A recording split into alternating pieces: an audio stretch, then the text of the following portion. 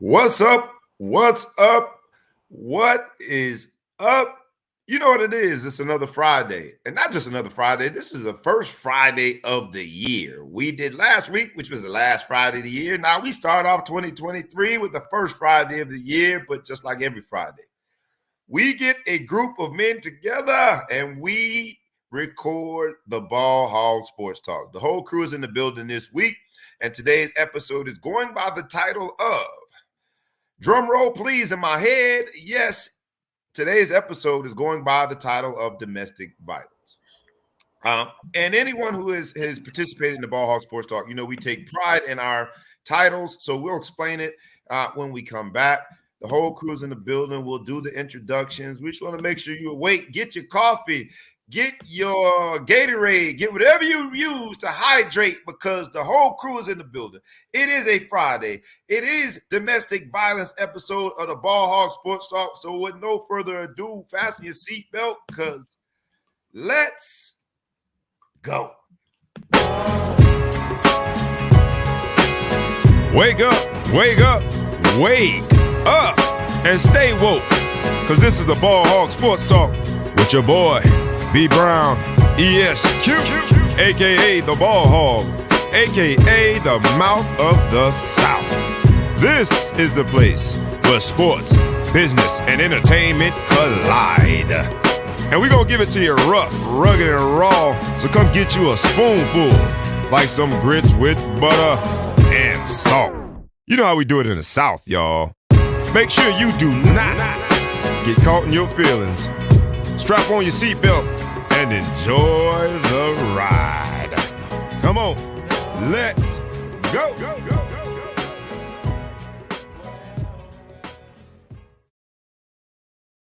Yes, you know what it is. We in the building. Normally we would welcome our man, the Big Flow Show from the, what's it called? The Middle Coast there in the Central Time Zone.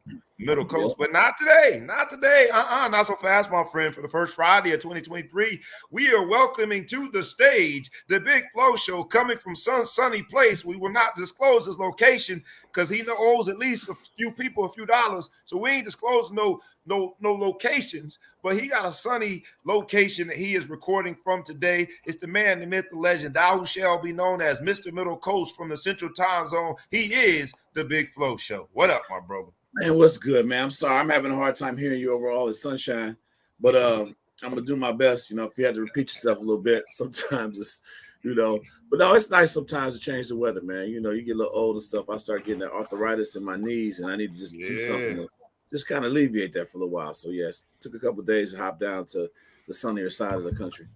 Nothing wrong with that, man. Couldn't miss my boys, man. Too much to talk about today. Couldn't miss my fellas, man. So, I'm going to sacrifice some of this sunshine, and I'm going to hang out with y'all for a couple hours. That word, sacrifice, some of my whole life, I messed it up, the Nipsey Russell song. But the sacrifice that he talks about, we are encouraging every one of you to sacrifice too. You've already sacrificed by tuning in and waking up this early.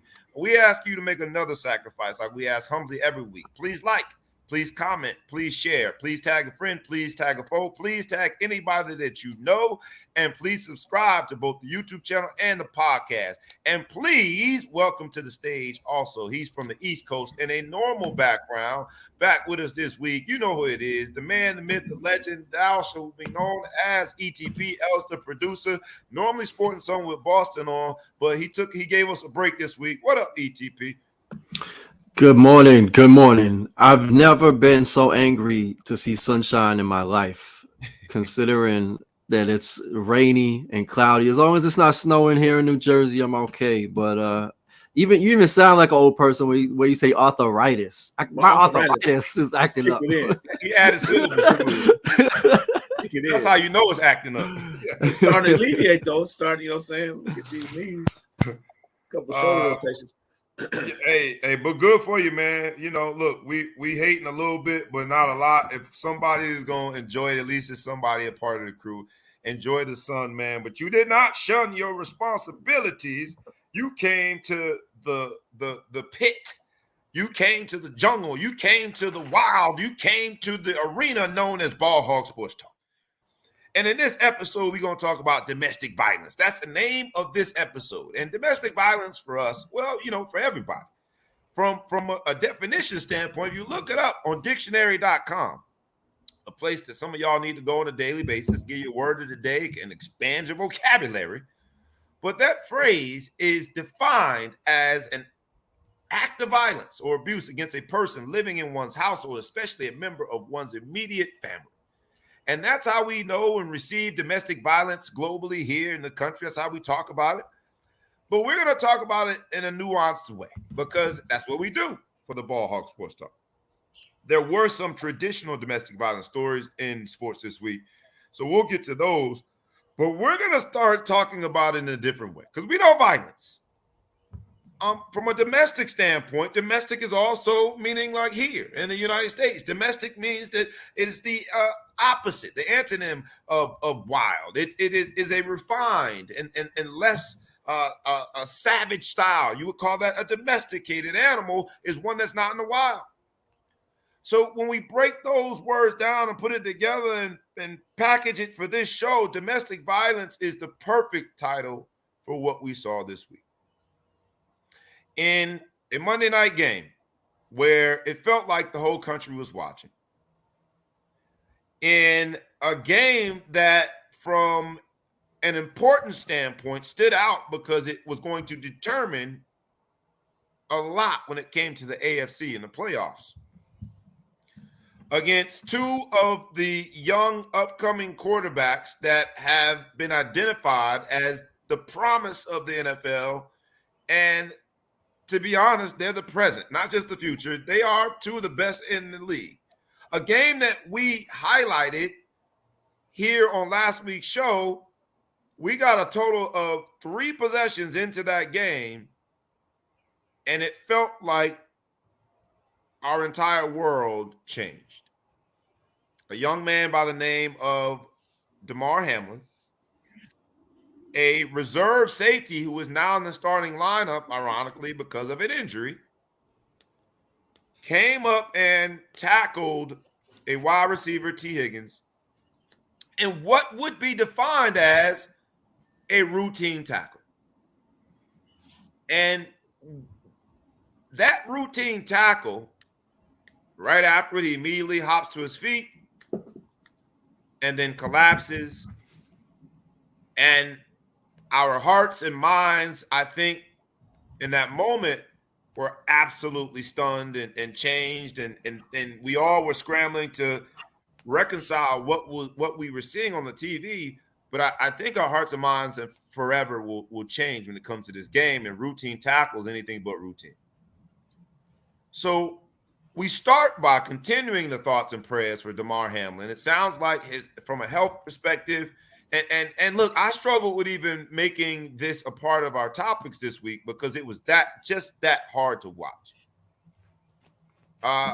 He hits the ground. What is being defined as a cardiac arrest, a cardiac event. There's CPR administered. There's at least 30 minutes. There's players that have emotional responses. The telecast is confused.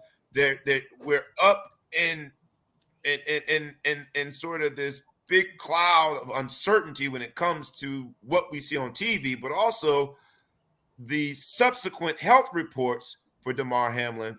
It was just a lot of uncertainty. So we're thankful that we're at this point this Friday where it looks like the young man is going to live. With that, now we can start discussing and unpacking what we saw. We all have sons. We all have played football. We all have coached football.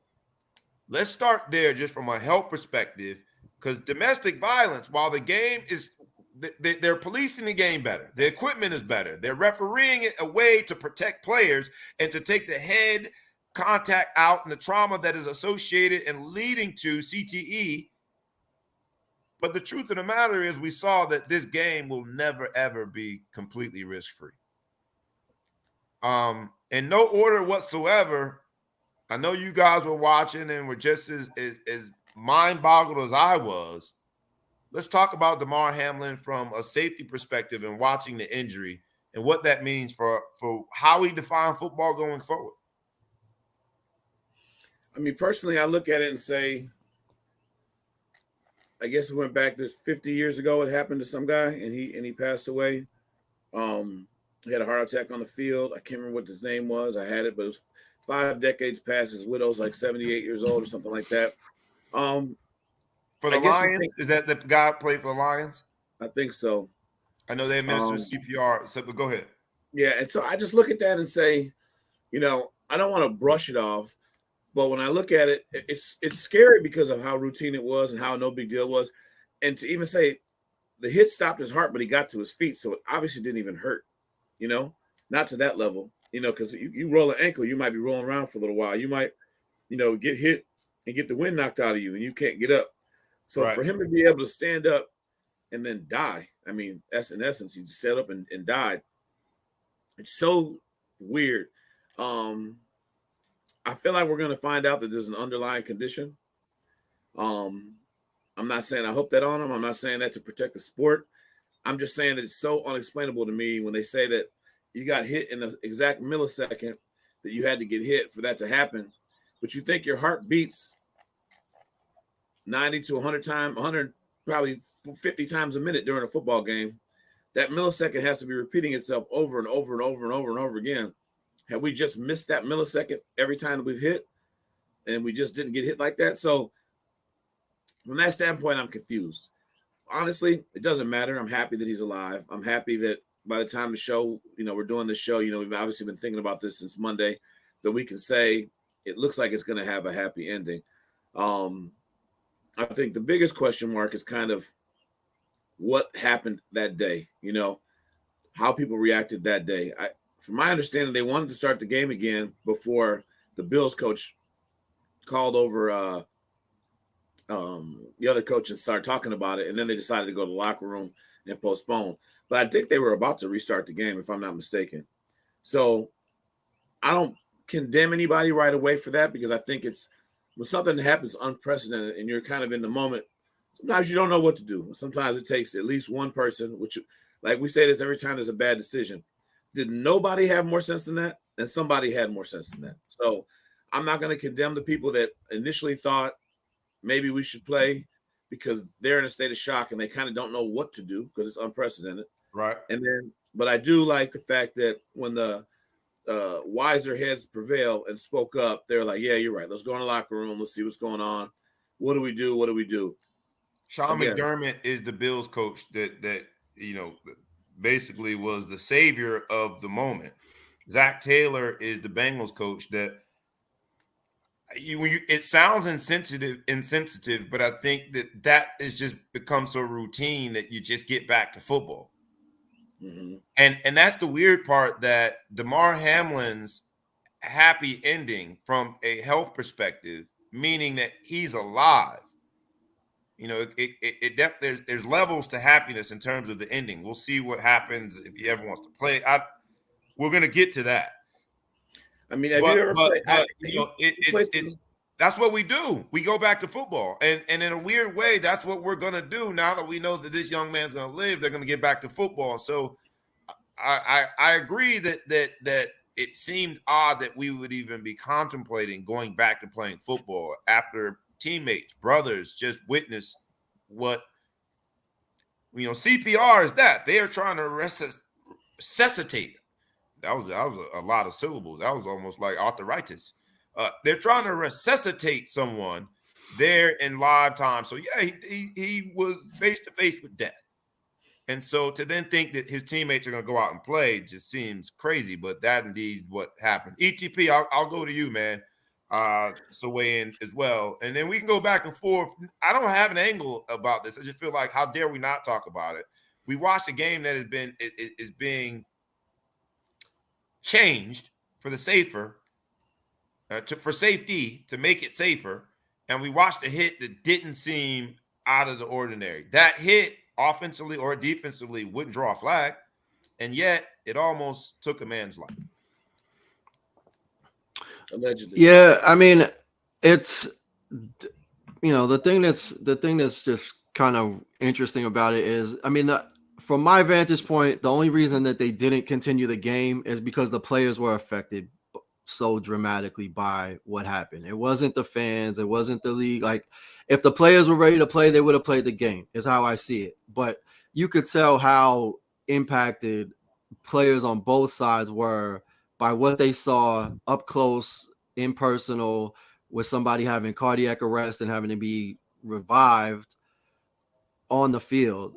So the idea is if the players were ready to play, the game would have been played. Like the compassion and all this other stuff, and the league should have canceled the game.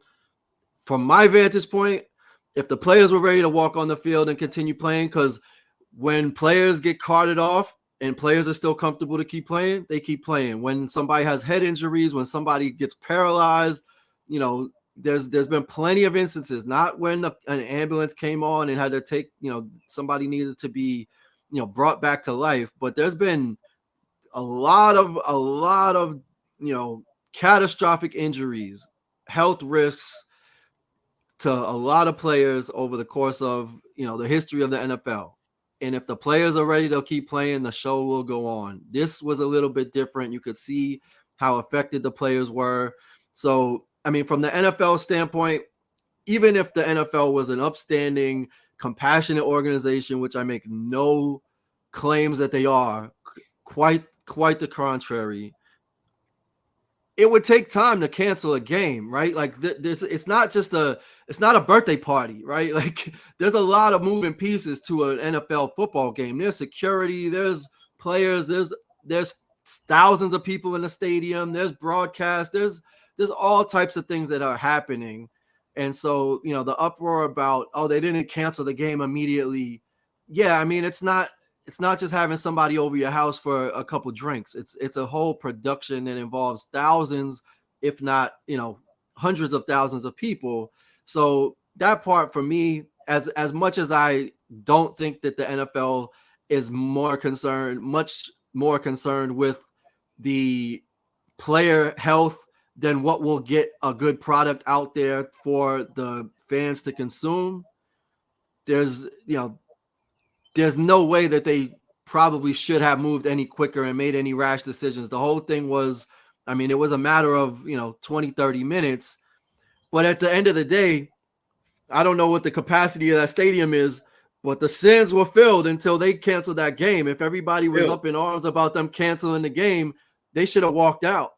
So I don't put it on the NFL to say, oh, well, this game should have been over and they should. Everybody, the TVs were still on. People were still in the stadium. Yeah, you have ultimately nobody walked out of that stadium, so they weren't so appalled that they needed to go. I just think it's unprecedented. Sorry to cut you off. It's so unprecedented that you can't judge people for a split-second decision. I think you had to let the enormity of the situation weigh in before you could just tell the fans it's time to go. If they would have said, "Up, time to go, everybody go home," it would have had really mixed reviews. But after a while, and you sit there for a while, and they thought about it, I think everybody comes to their collective minds. Some people in there drunk, you know, some people doing whatever. And again, to be fair to in the stands, they don't really, and they kept saying as announcers, the fans don't know, you know, you'll never see a game less than when you go to it live. Like you go to the game live and you don't know what happened. And you're looking around. I've been to many games where I'm looking at guys hurt, and I didn't realize he was hurting out the game for like 3 series. I'm like, where's dude? Oh, he got hurt on that last play on the sideline. You didn't see it? No, I didn't see it. So, like, I think that they had to let it weigh in for a while before they sent everybody home and didn't have. But you played in 1926. These days, everybody in that. Somebody got hurt on the radio. But that's the whole different thing. But everybody in those stands knew, just because the information that's now circulating on Twitter and through your text messages, like everybody knew that something serious had just happened.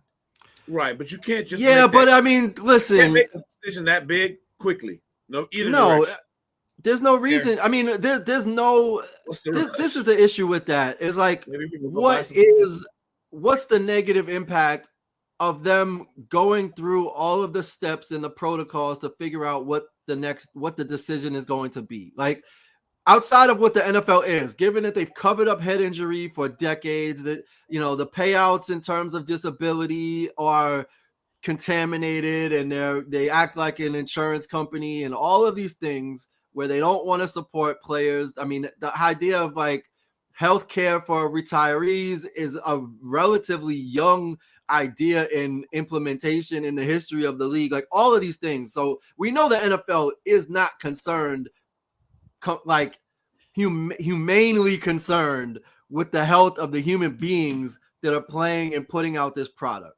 But that to be said, all that to say, what's the harm in saying, hold on for a second, let's just talk about this and figure out what the best decision is? Because they could have canceled the game, but at the end of the day, they still have to make a decision. It's not game canceled, done. Like, right. There's a lot of different steps involved and a lot of people involved. So it's stupid to me that that's what you're criticizing the NFL for. Not that you're criticizing that, like, Tua from the Dolphins, whatever, however you say his last name.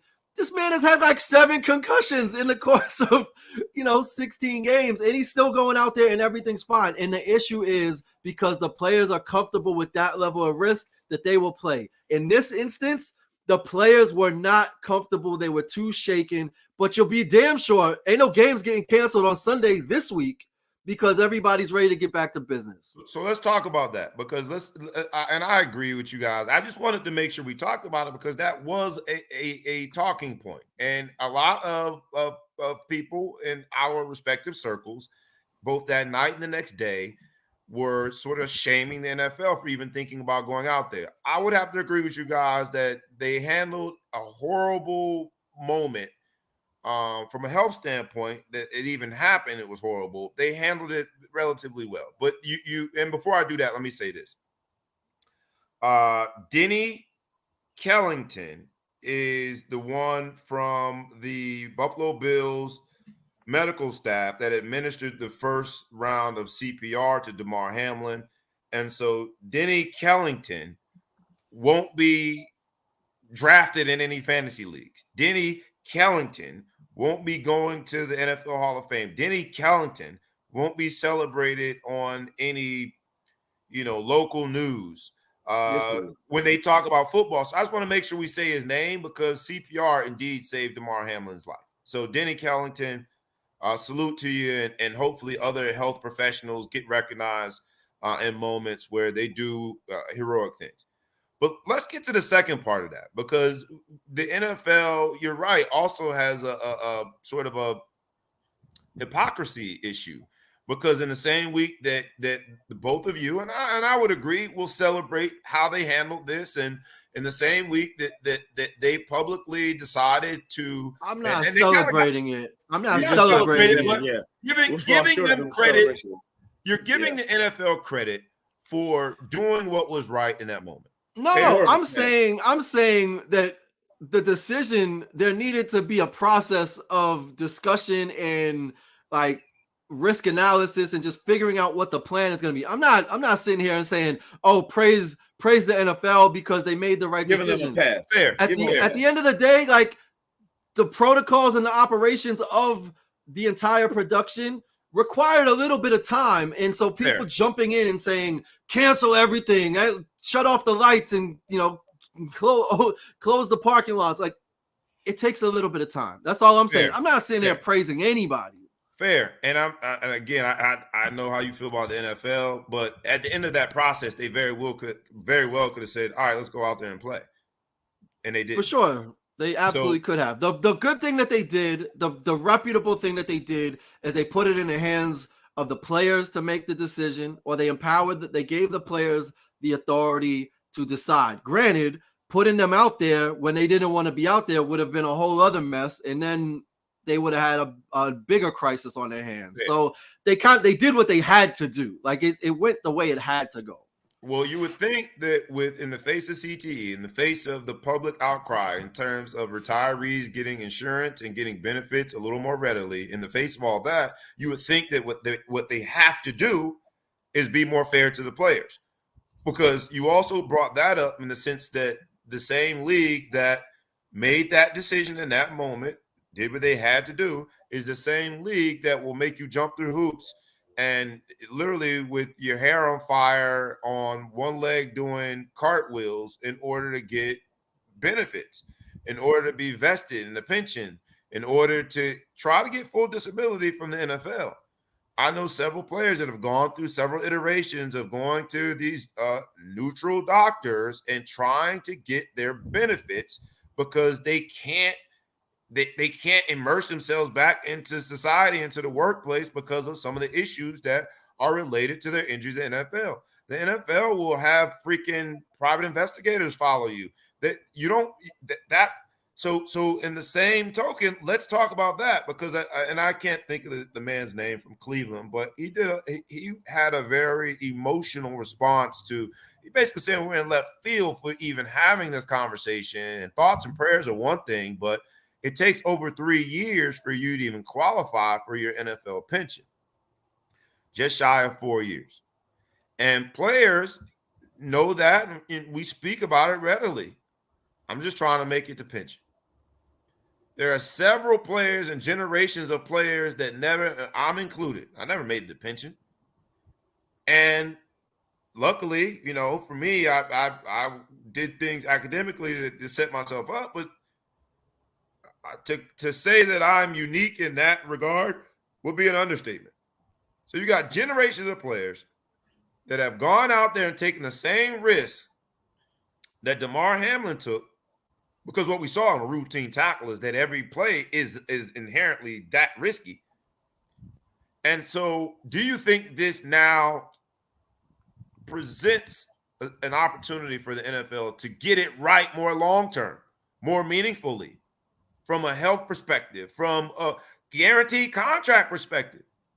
Damar Hamlin and the sports figure in Cleveland was just pointing out that all of that's cool, thoughts and prayers, but he most likely, and this was a little earlier in the week, so we got more information, but at that point, it's like he most likely won't play again, which means he never gets to the pension year, which means that his insurance and healthcare is not covered, which means his mom, because she's not going to be getting an NFL check by way of her son, because they're not guaranteed, and there will be no income on a monthly basis because he never reached pension, has to figure out how to deal with the enormous cost of providing health care for their son that is in this situation because of football. And so does this now give the NFL a chance to really get it right?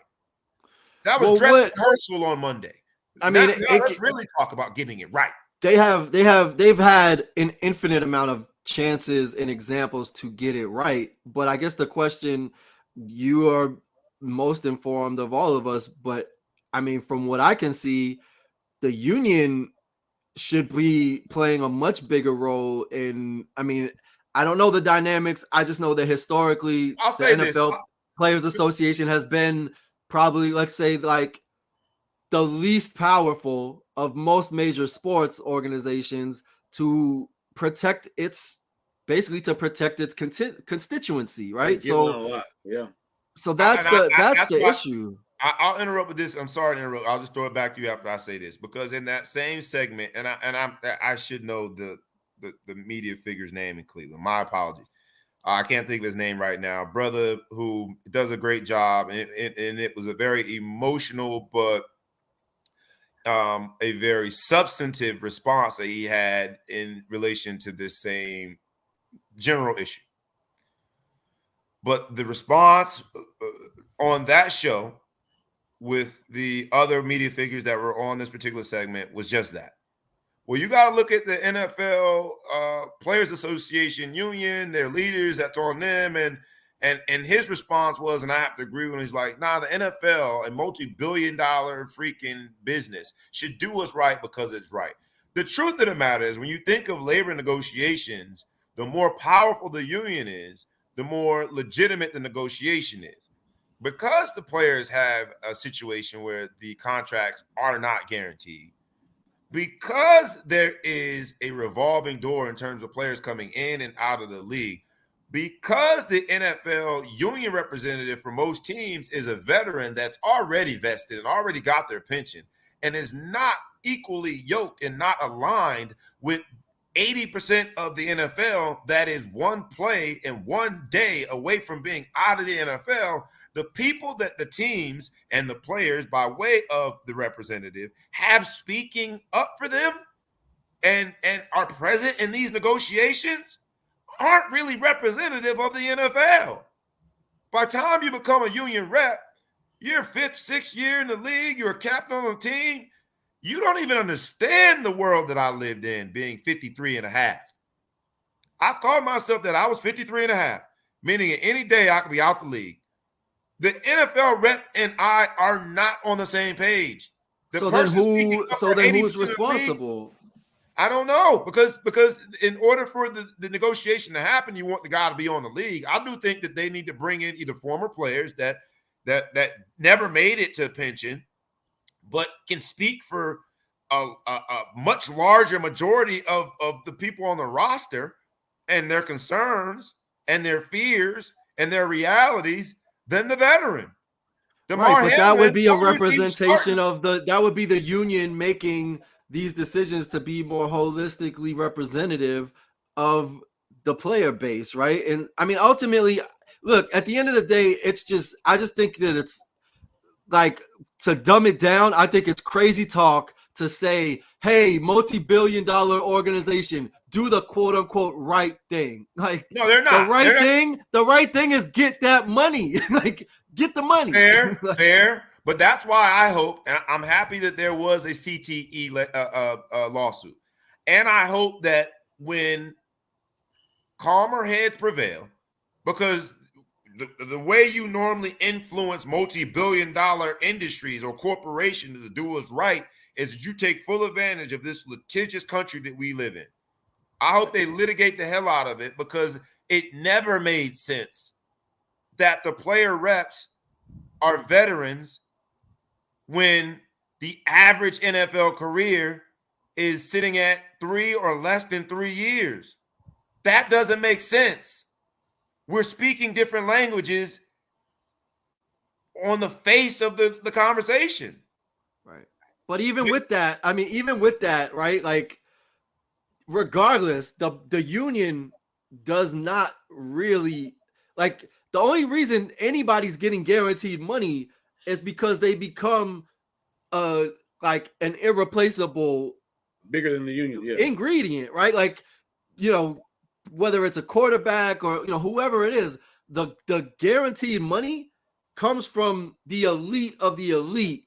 So, like, there's plenty of people that are representing the players in the union that didn't see guaranteed money and may have had injuries and had all of these other things going on. And they're not even speaking on behalf of that. So I'm not even talking about down to the level of, I didn't get a pension. It's like, why wouldn't there be a conversation or some level of a stiff negotiation around guaranteed money, guaranteed health care, like whatever it is? There's no reason that there should be a conversation about you have to get a pension. Anybody, if you get injured on the field, if you have a career-ending injury, like all of these things, like you don't have to have been in the league only 1 or 2 years to know that it's an issue. Like, there's players that played in the league for 12, 13 years that might have never even seen any guaranteed money. Not this generation, but 10 years ago. And didn't even see near the money that they're making now. I mean, minimum wage when I came out was $137,000.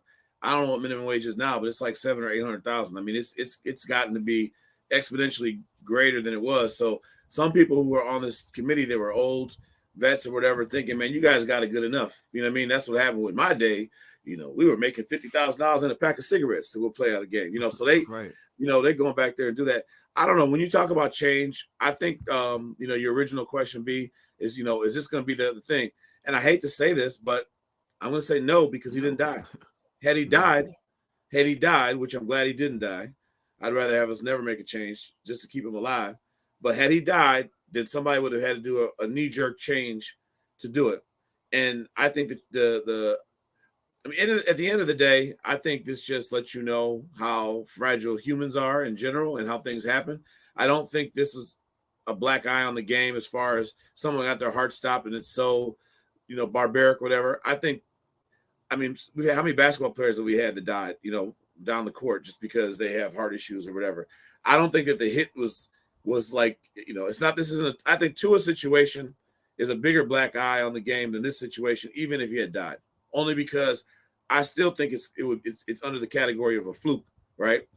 I think Tua's situation is more inherent of the dangers of the game. And here's a guy who keeps hitting the back of his head and knows that that's going to knock him out, and he still can't protect himself, right? He still can't be in a situation where he's not doing it. And we're going to see Tua on the football field again, right? Because he's going to be, until that hit, he seemed 100% normal, like he had healed up. So I think that brain issue is going to still be a bigger issue. Multi-billionaires, I mean, they don't get that way by doing the right thing all the time. They do that way by doing the financially correct thing all the time. And you don't get to that level. I'm not trying to condemn the rich, but you don't get to that level by worrying about the little man and worrying about the laborer. You get to that level by not worrying about those people and not worrying about the people that get you there, just worrying about the bottom line. And you know what? It is what it is. So I think that now that he's alive and hopefully well, hopefully healthy enough, well, I don't know if he should play again, but hopefully healthy enough to do that, in a few weeks, we won't be talking about it. Unfortunately, that's the way America works. I agree with you, and that's how the labor movement started. It just seems as though that there should be more balance, and it never has been. The players vote the reps in. Scott Bibb, one of our listeners, we appreciate you for listening, man, regularly. But he asked who votes the reps in, and it is the players, but it becomes a popularity contest. And again, it's not set up for real negotiations, and I hope and Damar Hamlin allowed all the virtue signalers to come out from behind the woodworks and say all the right things, prayers and thoughts, and let's go ahead and from our perch pass judgment on the NFL for even thinking about continuing the game. The virtue signalers did what they did, but I do hope that Damar Hamlin allows the NFL, tongue twister, to get out of its own way and finally create a real situation where labor comes and negotiates on behalf of the workforce in a way that is thoughtful, meaningful, and protective. And it seems almost asinine that in 2023, that still doesn't include something as basic as guaranteed contracts, unless you're the creme de la creme de la creme. And that's me baffling. Yeah. So, I mean, that's always going to be the issue, right? Like, it comes down to what the paying customer is willing to accept in terms of your business practice. 500 at minimum, 500 people literally died building stadiums for the World Cup. Nobody didn't watch it. Everything went forward. There's no labor movement. We're not thoughts and prayers. Like, business does business, and it's different because you didn't see it on TV. But at the end of the day, like, it really comes down to, at the end of the day, the people with the money and with the power are going to maximize the opportunity from people that are willing to contribute. So the exploitation, or however you want to consider it, if there's going to be people that are going to continue to line up and there's no checks and balances, and the players, like, at the end of the day, the game didn't get played. Like, that was an exercise of power. In that instance, was, we're not going to play this game. And the NFL conceded. Not that they were pushing them to play the game, I don't know. But they empowered them to make the decision. Beyond that, on a grand scale, they don't have that power. Like, that power is not built into the infrastructure of the NFL or any corporation for that matter. And so they took a collective stand and said, we're not prepared to play this game. And because of the situation, from an optics standpoint, nobody was begging for the fans in the stadium were waiting, but they weren't outraged because the game didn't get played. And then at the end of the day, if the players can't come out and deliver the product. Well, that's the lesson then. Well, then that's the lesson, because the same thing happened after the Donald Sterling situation, when it was reported that the Clippers had agreed that they were not going to walk out on that court for a playoff game. Donald Sterling was immediately and summarily put into a room and told, you are forced to sell this team. And the Damar Hamlin lesson might be the players really saw in that moment how powerful they are. And I hope that then leads to a more forceful fight when the next labor negotiation happens, because it just seems crazy. And the virtue signalers, I hear thoughts and prayers. But to be honest, and you said the Big Flow Show, I think it would have been even more meaningful had he lost his life. Thank God he didn't. But when the man was incapacitated, when it was uncertain, the same charitable event that he did for toys that had only raised $2,500 went to, I think, upwards of $4 million. $6 million. Last check. $6 million. Yep. And the rappers always said, I'm worth more dead than alive. It says something about who we are, and they want to call the game an NFL, a bunch of savages and barbarian. But I think as a country, we are savage and barbarian. And when you think of it from a labor standpoint, there's nothing that makes sense about the fact that the riskiest sport that's the most dangerous is the one with the least protections. There's nothing that makes sense about that. Now, that particular hit, I agree with you, Big Flo Show, was a fluke. Because if a fastball hits you in the chest while you're playing baseball, you die in that millisecond. Same exact scenario. If it hits you that level of impact you die. And that's happened to a kid playing baseball. If a puck hits you, it was a fluke in terms of what happened. And this is sort of just yes or no, but do you think it'll lead to more of the headlines and the parents pulling their kids out of football because of all of the previous headlines that suggest that this wasn't a fluke? It's because the game is dangerous that this man had a cardiac arrest. Do you think that this will lead to more of a mass exodus from the game here in America? Because domestic violence, that's the game that is the most domestic. Baseball has been commandeered by other countries. I'm sorry. That's the game that is still as domestic as anything. It's as American as American pie, as apple pie, the game of football. Does this lead to more of a mass exodus, people pulling their kids? I'll start with you on a Big Flo Show. You and I have made that decision to put our kids in football. Yes or no? And you can give a quick why before we get on out of this. But what do you think? Is this more of a reason why people pull their kids out of football? Quick update: his charity is up to $7.8 million right now. $7.8 million. 233,000 people donated. $2,500. And the only thing that happened was they got to see this man almost lose his life. Don't say it like that, but I know what you meant.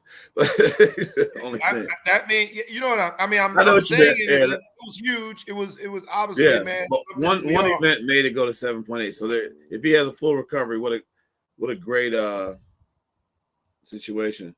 Yeah, okay, Ellis will be right back. For those watching live, you see my man ETP's not on. So I give you that. I'll throw it to you before we move on.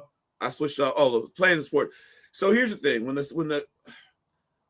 I raised my son exactly through this. So like when he was first and second grade, kindergarten. Through this meaning the CTE headline. The CTE thing. I'm sorry. I was bringing in probably by the time he was in fourth grade. I was bringing in concussion specialists to talk to the parents for signs of concussions. I would ask them not to bring the players there, the kids there, because what kids would do when they were in a drill that they felt intimidated by. And, I'm not trying to say those who are watching that don't have football kids or don't really understand the culture, there's a part of football that you're teaching these kids how to face fears and how to, man up and do different things. Now that sounds tough because it sounds like the same toxic masculinity that creates, barbaric practices in practice, but you do have to sometimes have kids to face their fears. That's part of what sports does. So I didn't want the kids to know about the concussion stuff because kids would be like, I got a headache in practice if they were, nervous or they did a mistake, and then you had to pull them from practice. But I raised my son through football through all this. And I realized there's a lot of stuff people don't want to take credit for. Like they had minimum play rules, which I think that was responsible for a lot of the concussions, because minimum play rules, for you don't know, is if your kid plays a football team, he has to play 8 plays a game or 10 plays a game because coaches were not playing kids, right? And so everyone had this mindset of my son has the right to play football. And I always said, hey, if your coach doesn't want to put the son in for 8 plays, yeah, a lot of it's because of winning and losing, but that's the kid's not physically able to go and play. So then you put the kid out there, he gets smacked and he gets hit and he ends up getting a concussion. Nobody's coming back to say, well, thanks for the plays, coach, right? So right. I think now that you're seeing people slowly move away from some of those cultural things that happen. Yes, a lot of good athletes are not playing, and they're playing soccer now, and they're doing different sports, or they, a lot of kids, soccer. You might have went too far. They ain't playing damn. A lot of kids, Ivory Covington's one of our teammates. His son is a real accomplished soccer player. He didn't let him play football. Rob Farmer's another one of our teammates that played for the Jets. He doesn't let his kids play football, or he said he doesn't prevent them, but he doesn't encourage it. And you keep finding Derek Mays, another one. His son plays basketball. There's a lot of kids that you go through. People just say, I don't want my son to play football. And you know what? That's going to happen. But like you mentioned before, with Rich and people. I don't know if it's you or ETP that said that, they're going to find people willing to play for that. At the end of the day, there's scholarships at the end of the tunnel, free college and education, a lot of fame, and now even at the college level, somewhat of a fortune, right? That people can get. Apologize for the airplane going by. Actually, it's fighter jets. I wish I could show it to you. I'm by a military base. 2 fighter jets went by to make sure they protect me. How dare a fighter jet does not go by our show in this episode of Well, I Domestic mean, in Violence? fairness, they're trying to protect me. They want to make sure I got ops out here, so they want to make sure that nothing happens. But we're good, man. We're straight. We planned it that way. Domestic violence episode, we have fighter jets going over. We got to fly over, yeah. So at the end of the day, there might be a little bit of lull. The numbers are definitely down from their all-time high for youth football in our area. And I think there'll be a lull, but I think it'll build back up because in this country we forget, right? We forget about things that happen like that. And there's still the most exciting game on the planet. It still has the most glitz and glamour.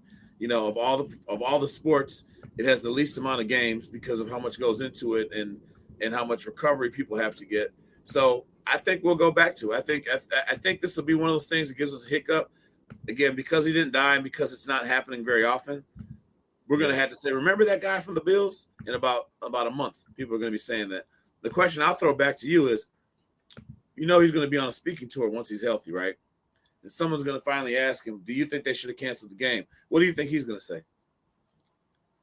I think that the NFL, being the end of this psychological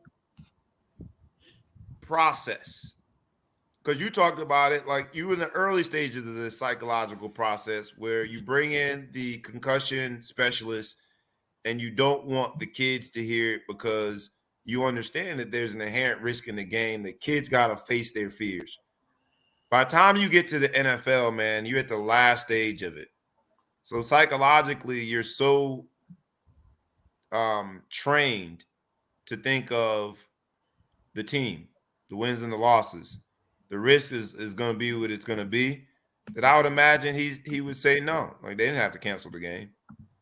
And let's be completely honest with you. In order to survive out there, between them yard markers and between them hashes and definitely in them damn trenches, you got to feel invincible. You have to. You brought up another point earlier about the players having power and doing that thing.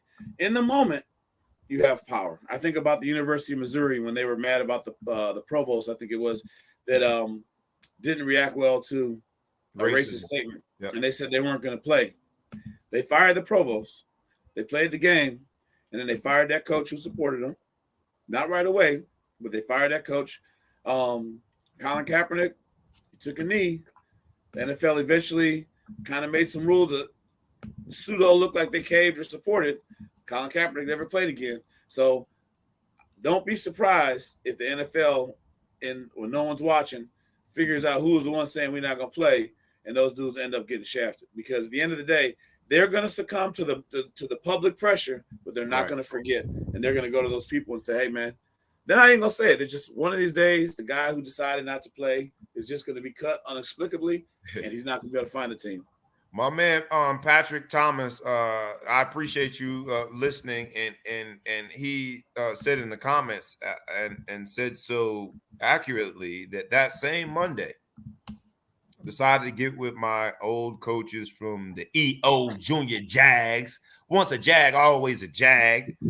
I moved on physically, but never spiritually and emotionally. They're my peoples. So we had a cigar. And we were talking about a program, the new program that I took my kids to, that we had to buy our own helmets.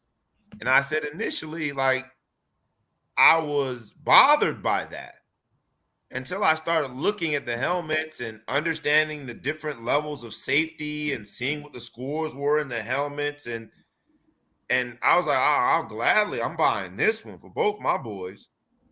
Now, I had the financial means to do it. God has blessed me to have those resources, and it was cool. But it was also when I was talking to Coach Patrick, and he bought his son the helmet of choice as well, a different helmet, but the helmet that his son wanted that was very safe. on this rating system. But it was just kind of, we both were like, but what about all the kids that don't have anybody could buy a helmet? That if that is a requirement that I have to buy the helmet, I'm going to a different program. They're just going to give me a helmet. And did that program get, like you got to get them reconditioned and certified, the cost of all that. Not every program is doing it at the same rate such that safety is universal, and it's sad. And so at the highest level, we talked about the power of money, but even at the introductory levels, it's just money and safety have a correlation. And it's just interesting, man. So we spent way more time on this than we had planned, but let's hop into another topic, man, because it is domestic violence episode. And this week we got to see domestic violence played out on a show that we all love. Our uncle was involved in domestic violence. Uncle Shannon Sharpe, and his partner on Undisputed, Skip Bayless. It looks like, now the first time they went at it and had their little lovers quarrel, I thought, all right, no big deal. But now the second time, and oddly enough, it does connect to Damar Hamlin, because it started on the heels of Uncle Shannon Sharpe, not being in the studio one day, and people speculated that he didn't want to be on the scene with Skip Bayless, because Skip Bayless had just sent out what we could call, at a minimum, a tweet in bad taste, untimely, when he was talking about the business end of the NFL decision. And we didn't know whether or not Damar Hamlin was going to be a happy ending. And so people said it was distasteful. In the middle of Uncle Shay's monologue, Skip Bayless interrupts him. And you could tell that the wheels are starting to come off. Is this much to do about nothing? And it is another media. We normally don't talk about media because that's what we're media. As a podcast producer and curator, we are media.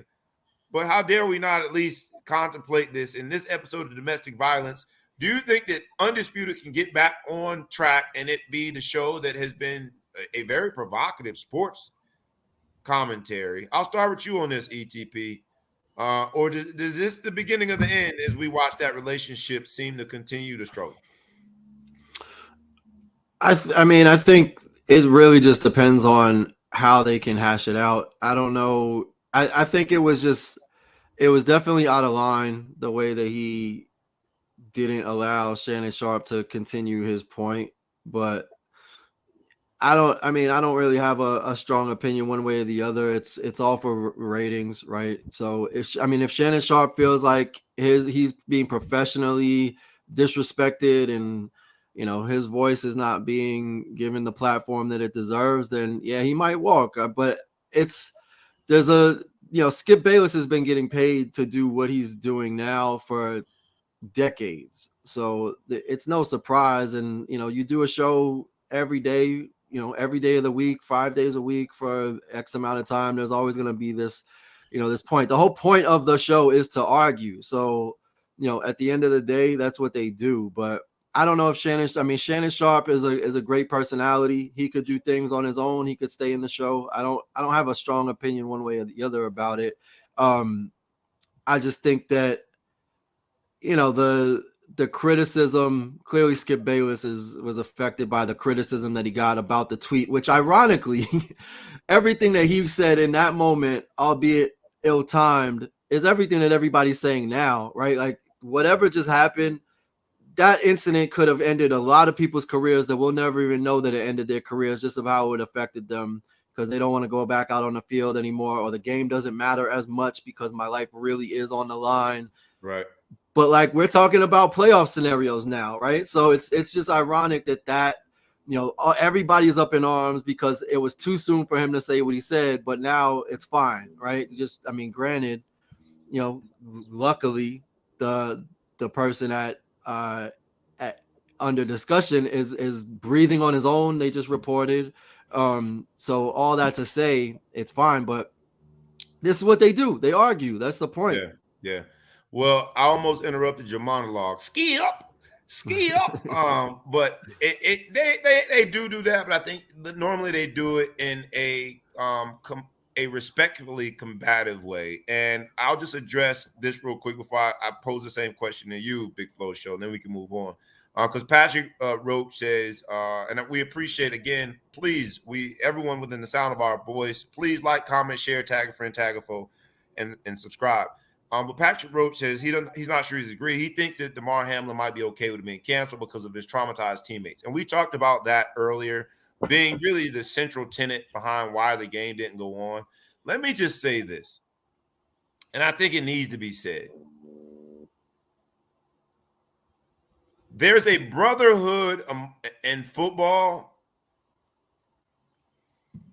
that doesn't necessarily, it's not as deep and meaningful at the NFL level. Now, I got a cup of coffee in the NFL. I was in and out 2 years, right? I played one, practice squad another, and then they were trying to send me NFL year.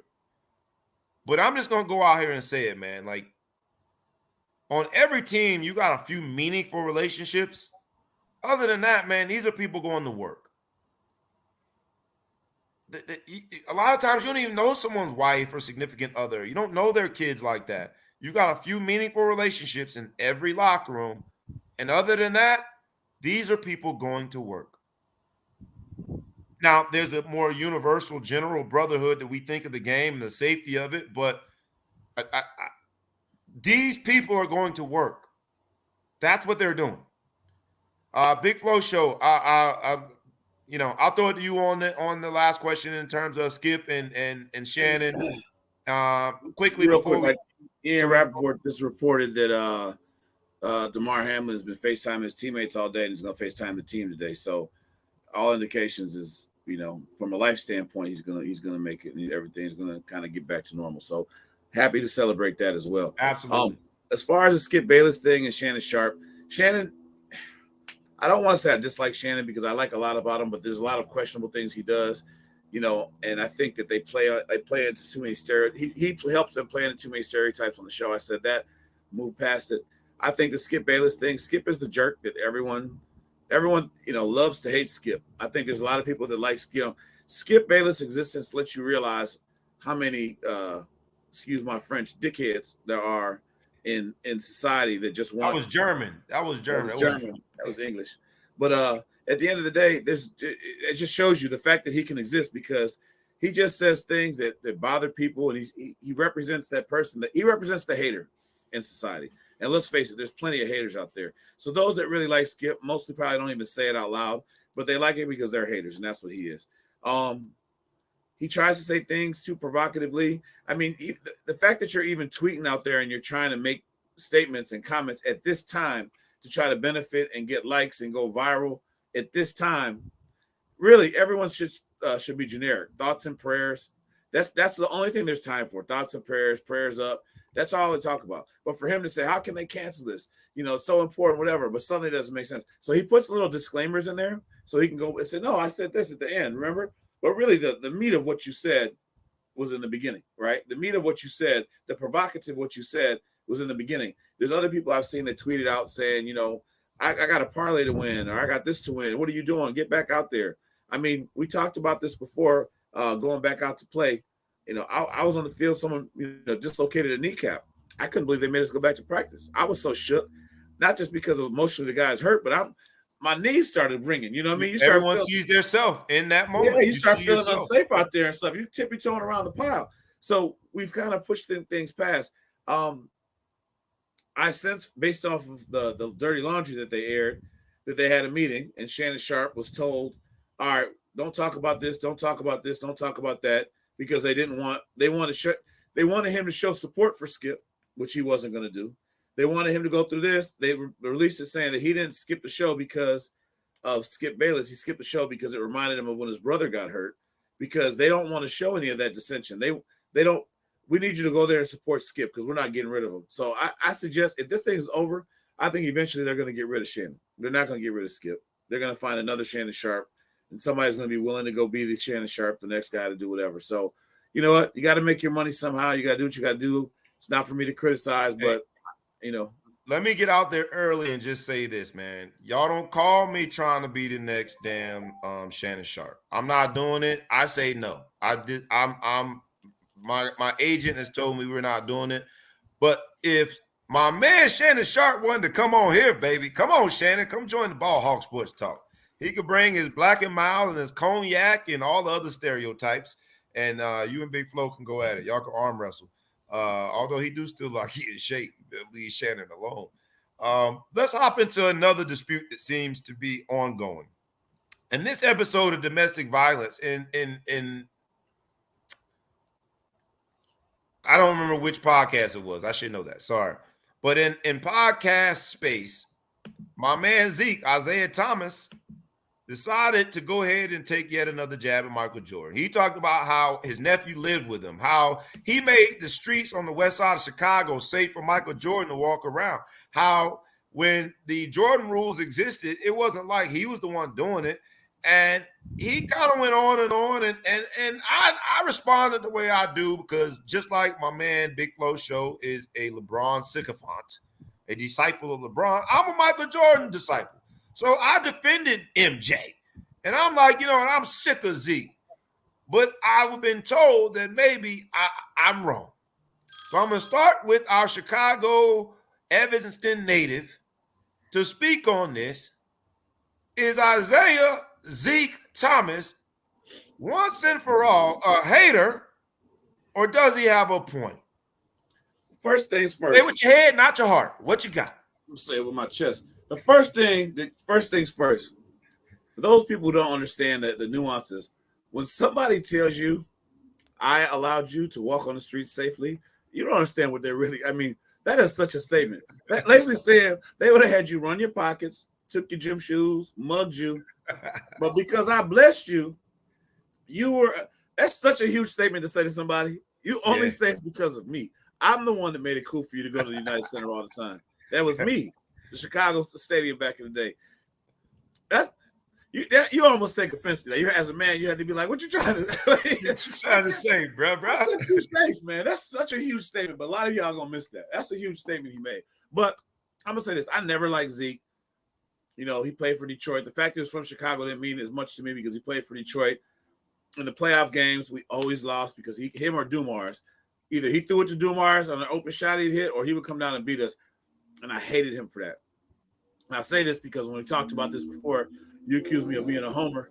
And I'm saying, all that being said, I cannot blame him. He's getting this is a guy, Hall of Fame guy, that should have been on Dream Team and got left off. He should have done this. One of the best players, you're going to say, one of the starters in the conversation of Hall of Fame, he's going to be a starter, right? I mean, this is Zeke. And Jordan has got him, I don't know for the rap fans out there, Jordan is 50 Cent and he's Ja Rule. Overnight, this dude just took his check and he's the brunt of the jokes. They have videos of watching him talk to Magic and them kikiing when he walks away. I mean, he's humiliated this man for years. And here's a man who's a Hall of Fame guy. He's got to defend himself. I can't be mad at him for trying to tell you another side of the story. He's been quiet for far too long. He's been sitting here not just taking the abuse and just being shunned by everybody because Michael said so. I don't blame him for shedding light on that, man. What are you going to just keep letting somebody swing on you? I don't know. I can't be mad at Zeke for that, even though I'm more of a Jordan fan for sure. Man, got to stand up for himself. If you can't stand up for yourself, who's going to stand up for you? ETP, it is the Big Flo Show right? Is this sort of like a battered wife syndrome that he had to outgrow and let everybody know, yo, I run these streets of Chicago. I'm the one who let MJ walk down the street. I mean, Zeke came full 50 Cent when he said it. He was coming real hardcore. And I just don't know Zeke to be that. I mean, Zeke had the utmost amount of job security, despite the fact he couldn't coach. He kept a job. So I know Zeke to be this mild-mannered, deacon-looking brother. So to hear him say, I made it such that MJ could walk the streets, was a little bit kind of, I don't know, it's disingenuous to me, but maybe I'm wrong. ETP, Big Flow Show's making me reconsider. What do you think in this domestic violence episode of Zeke versus MJ? The one that seemed to have started in the 92, even before that, it started with the Bad Boys, and then I think was at its climax when, if reported correctly, MJ had some say-so as to why Zeke was home, and somebody like Christian Laettner was playing with the Dream Team. Am I off base here? Is Zeke just standing up for himself, rightfully so?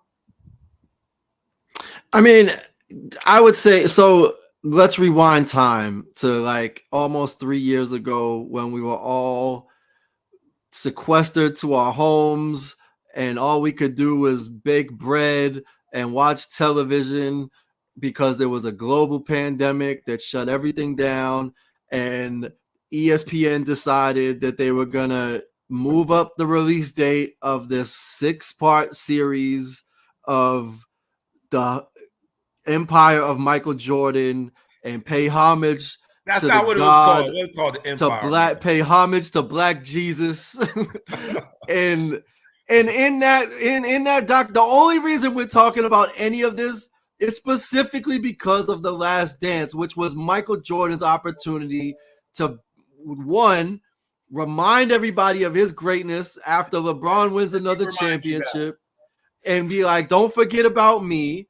And then at the same time, starts dragging people under the bus. Jerry Krause, who's dead and gone, just making a mockery of him. Isiah Thomas, like everybody, Gary Payton, he had something to say. Like if Michael Jordan played in today's game, everybody would say Michael Jordan is the biggest asshole you ever met. But the way the media supported and protected his image back in the 80s and 90s allows him to have this pristine image, and everybody thinks that, you know, he can do no wrong. But the reality is the only reason that we're even talking about this, like Scottie Pippen's bitter. Like everybody's upset about the fact that like Michael Jordan is controlling the narrative.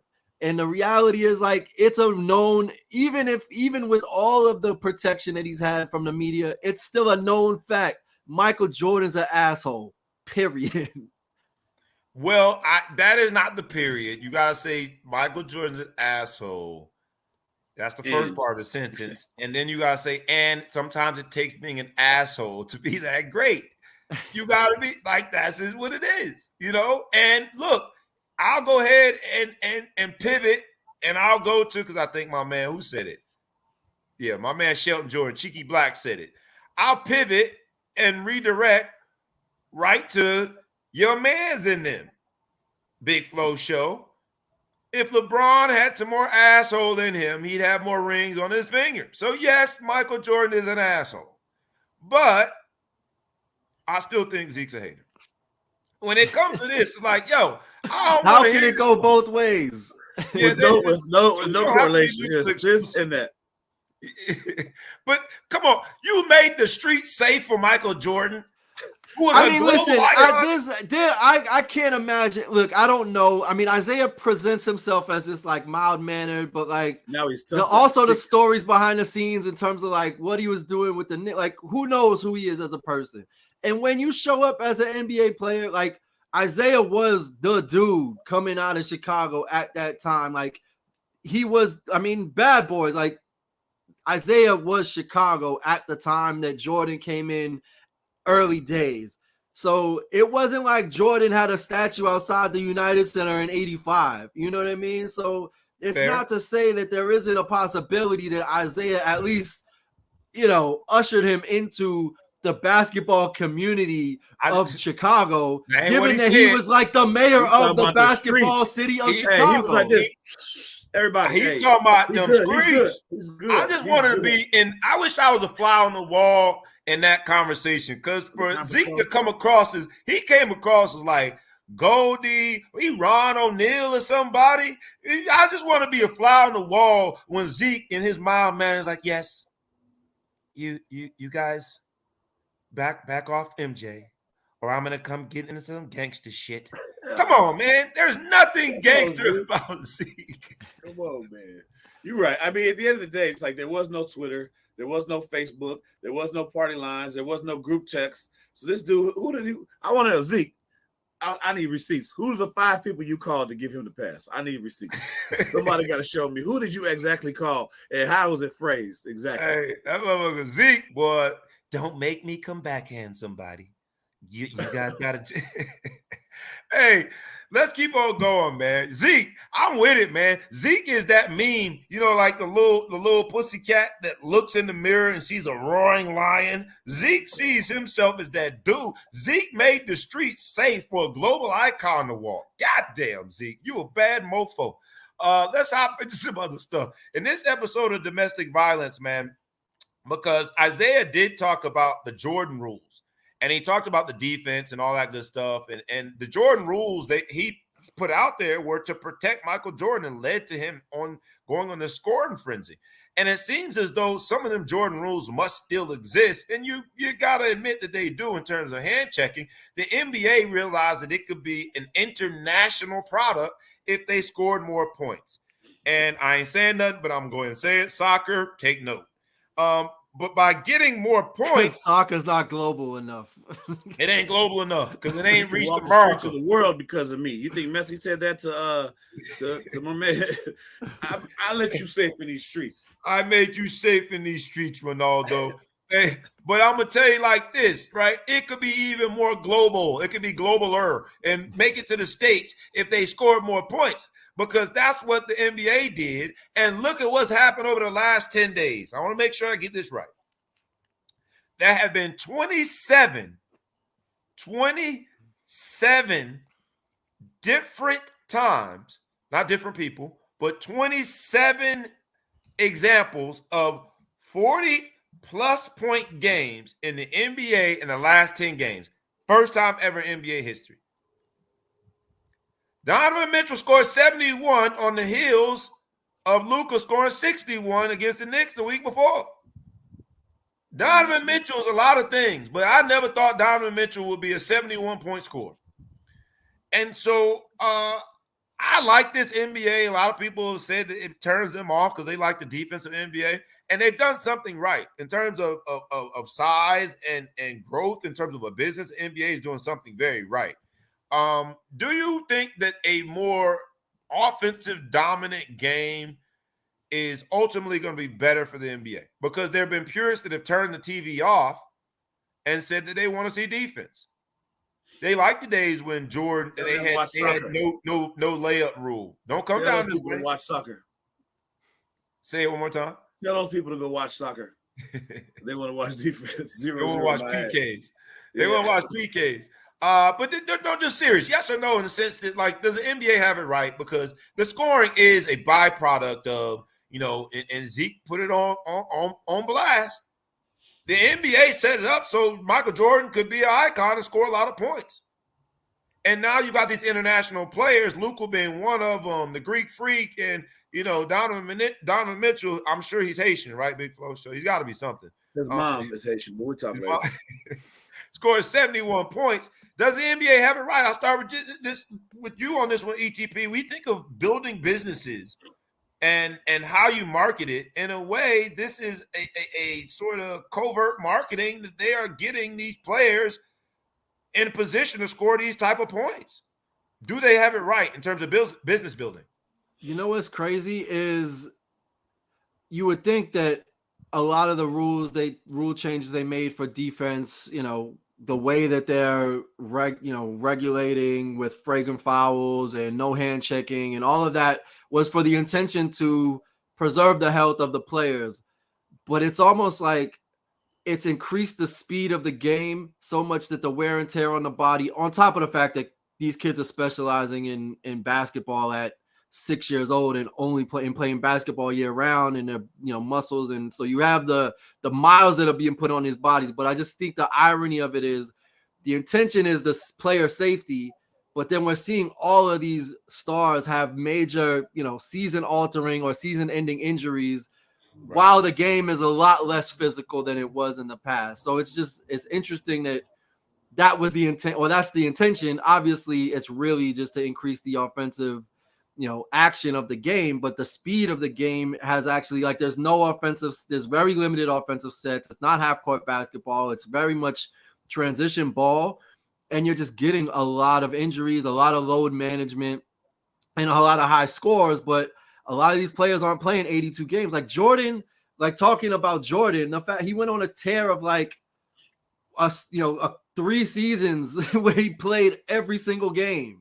And he won Defensive Player of the Year, and he won multiple NBA championships. Like, all of this happened, and he didn't miss a game. Like, there's pretty much no NBA starter or NBA All-Star that will play an NBA season from now to eternity that will play 82 games or however many games they end up having down the road. So that's the thing that's really crazy to me, is they opened it up, but it's actually like seeming like it's putting more miles on the players, and a lot more non-contact injuries are happening. That unintended consequence. And you make a good point there, man. Like the stated reason for the rule change was the player safety protocols, yada, yada, yada. But from a business standpoint, we know that led to the increased attractiveness of the game internationally. But you make a great point, man, is that the unintended consequences has led to what I would consider, injury risks. So, Big Flow Show, I'll ask you the question as well, man. Did they get it right? Because you've heard several of the purists. You know, those people that wear like Boston Celtics hats? Those would be the ones like, I don't even watch regular season. I ain't going to turn it on to the playoffs. And what they're basically saying is they don't want to watch defenseless basketball. They want to watch defense. So does the NBA have it right? Because go ahead. They absolutely have it right. When you look at it, the NBA's charter is to make money. The NBA's charter is to make this a very popular sport. Nobody makes money off purists, right? You make money off of the casual being at least interesting to the casual person. So the purists, and there's not enough NBA purists out there. If you try to do that and you try to appeal to them, you're going to make a game that people aren't going to watch. In this country and a lot of countries, people want to see scoring. So they got to get it right. If you look at musicians, rappers when we grew up, unless you had on pop radio your song rap, you weren't going to make it. You can't just do it for the rap purists if you want to make a lot of money. So the NBA knows people can appreciate a 71-point game, and they want to see a 71-point game, even if they don't know anything about basketball. They like to see what that is. Even the purists got to see what this Donovan Mitchell guy is about. If everyone's scoring 22 points, 25 points, that's not drawing new people into this. So it's great for basketball that they had all these 40-point games, and it's not a mistake. It's not an accident, because now all these different people say, my 40-point player is better than your 40-point player. Let's go see when they're going to play. Let's sell this arena out. 85% of people in that arena are not going to be purists. They're going to be first-time, second-time people, corporate events, different things like that, and they need to see something spectacular. And spectacular is points. They got it right. Fair. In this episode of domestic violence, I will have to say this, because we got to get the first round of NBA All-Star selection came out, and the fans voting showed that there are certain players that still have the fans' attention. And when you look at who those players are, ETP, if you don't mind, we'll get ready to pull that up. But some of those same players, right, are the ones that are scoring the points. You look at the front court, Western Conference front court, you got LeBron James as the top vote getter. And we're not all the way done. You still got more iterations of fans voting, but this gives you an indication, if you would. This is like Karnacki when we're looking at midterm elections. This gives you good indications of who's going to be there. LeBron James, the Joker. Now, the Anthony Davis thing blew my mind until I looked at his stats. When he plays, he balls out. Yeah, I mean, I don't even know if we have an asterisk that big, dog. Like, when he plays. This forced me to look at the and that was a good question. Big Flow Shows asked how many games he played. And Patrick Roach, one of our listeners, again, we thank you guys, and we ask you again humbly, please like, comment, share, tag a friend, tag a foe, and please subscribe. But Patrick Roach asked, the All-Stars today, if we could compare the same number of minutes per game as during the MJ's eras. Yeah. That'd be a good stat. We should look at one response to that, and that question prompted me to look it up. So if we're talking about, so we consider the most durable NBA player currently to be LeBron James. Obviously, Jordan was a beast. 38.3 minutes per game for Jordan and 38.1 minutes per game for LeBron. Difference being LeBron definitely doesn't play the entire season, but I was expecting there to be more of a disparity. Obviously, we could look at it by, look how much longer he's played than Jordan. Look how much longer he's played for sure, but I'm saying we could look at it across the league. I was just kind of using those two as a comparison because everybody likes to make those comparisons. But I think the thing is teams are also much deeper now, right? Like we're talking about the All-Star game. You could have 4 All-Star teams and not be disappointed with the quality of the caliber of athlete. Where back in, when Jordan was playing, being the 12th, 11th, 12th man on an All-Star team, like you're not going to the Hall of Fame. Like you didn't necessarily have the greatest season. It's just that you kind of slid in terms of statistics and things like that. So the parity of talent, I think, is also distributing the minutes throughout the league now because there's stars on every team. I agree to a certain degree. Because what we value more now is scoring. But the 11th and 12th man during that era was normally someone that brought something different to the table, that could defend the front court, back court. Like we used to value that. Now we don't value that. Yeah, but I guess what I'm saying is like we could talk about when this is all said and done, we're going to talk about 5, 6, 7, 8 snubs. Back then, it was like, oh, that's cool. He made the All-Star team. I can't think of anybody else that should be on that list. Fair. Very fair. Very fair. So let's look at this. We got the both the Western Conference and Eastern Conference front court. Kevin Durant, the top vote getter. He'll probably be the top vote getter in the East, and LeBron will probably be the top vote getter in the West, which will mean those will be the 2 captains in this new format where they pick their teams. Is there anybody on there or not on there that surprises you in the front court? I saw Kawhi Leonard and I was shocked. We're looking at minutes per game. I think that's harder to compare eras. I think we should also be looking at total number of games played per season. Right. Because my superstar is going to play minutes per game. The games that he does play, I'm going to get him upwards of 30 minutes. The question then becomes how many games per season are their superstars playing this era versus that era? And we're going to work around. We're going to get that for you, Patrick Roach. We promise. Come back. We're going to have some. Are you counting the 164 games that Jordan didn't play? I would count. I mean. He got a big rest. You say he had a real long halftime? I mean, I'm just saying, like, what are we talking about? We'll figure out how to do it. It wasn't like he was sitting around twiddling his thumbs, gentlemen. He was playing baseball. He was. Come on, man. Exactly. Say it again. He was playing baseball. A game that you can play 2 games at the professional level in the same day. Not that tough.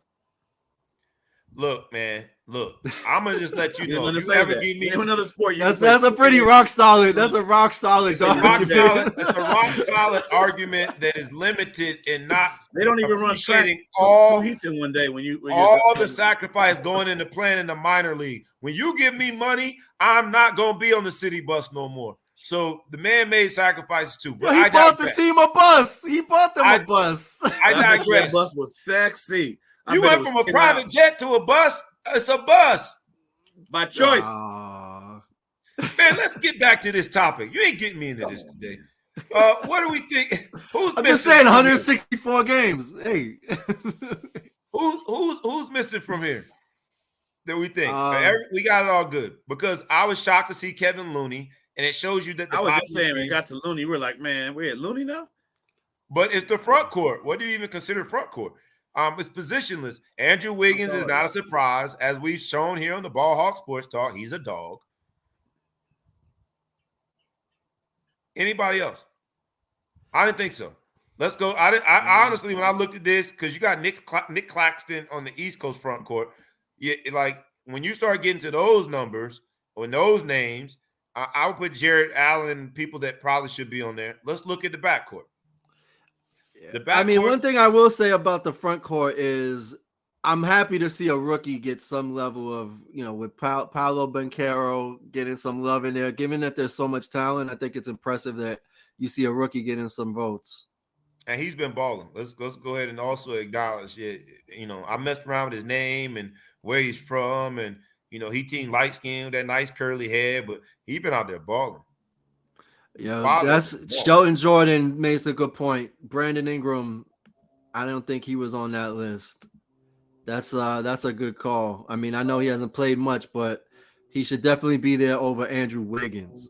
But his connection to Anthony Davis is eerie because he ain't played a lot of games either. Yeah. Let's go to the front court. Excuse me, the back court. And the back court, this is where it gets interesting because Ja Morant being 3 was a little. He don't even have 1 million votes. What are people watching? I love Small Steph market. Curry. I understand that one. I love Luka, but Ja Morant, small market, not international. I know, but a third essentially of the votes that Luka. What did I tell you before though? It's the purist versus the common. Although his dunk should be for everybody, but like, I don't know. It just kind of shows you. But hey, you got a LaMelo. So you should be happy. Oh, no, LaMelo was going to be doing it. I told y'all LaMelo was going to be LaMelo, man. Y'all ain't believe me. Awesome. LaMelo. It's funny. Your statement earlier, you said, ETP, about once you get beyond the list, there is nobody. But I'm like, man, everybody's here because we are starting to get some people out here. You're like, I'm surprised Devin Booker's as low as he is, and Damian Lillard. Yeah. A little suspect. Yeah, I mean, Derrick Rose being on there, I'm glad to see it. I don't know if it's he's still in there. Just true. Over Darius Garland. It just makes you scratch your head with some of these names, and then you start looking at the back end of it, and I don't know. There's not many left. I mean, one thing that is like outside of basketball, like this is all a popularity contest, like the NFL Players Union, but like Kyrie Irving getting 400,000, almost 400,000 more votes than the next guard. It just shows it's very interesting how forgiving the general public is as long as you're balling. Facts. But he's clown over that 12. They finally lost. They won 12 straight. They finally lost last night or 2 nights ago.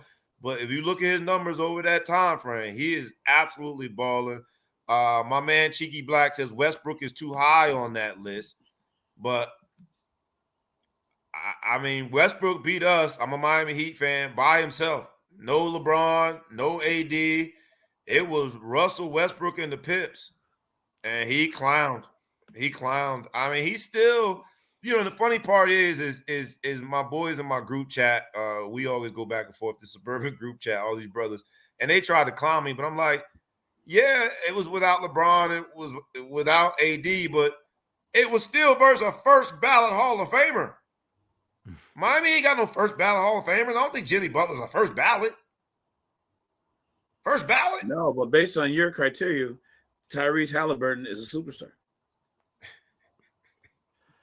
Tyrese Halliburton is a beast. A beast. I'm not saying he's a superstar, but a beast. The thing with Russell Westbrook that's crazy is, and I didn't know this, but so he's basically in the running right now, probably for 6th man of the year, right? Yes. And so Russell Westbrook, okay, and being able to win MVP and 6th man of the year is crazy, and I didn't think anybody had really done it. But MVP and 6th man of the year, but in reverse order, where Bill Walton did it. Bill Walton did it, and there's one other player that did it. I'll give you guys one quick guess. Carmelo? James Harden. James Harden. I didn't know that. Well, yeah, I knew he did it in reverse order too. No, he was 6th man. No, they did it the appropriate. Get the 6th man and then be MVP. I think Bill Walton was in reverse because he was injured a lot.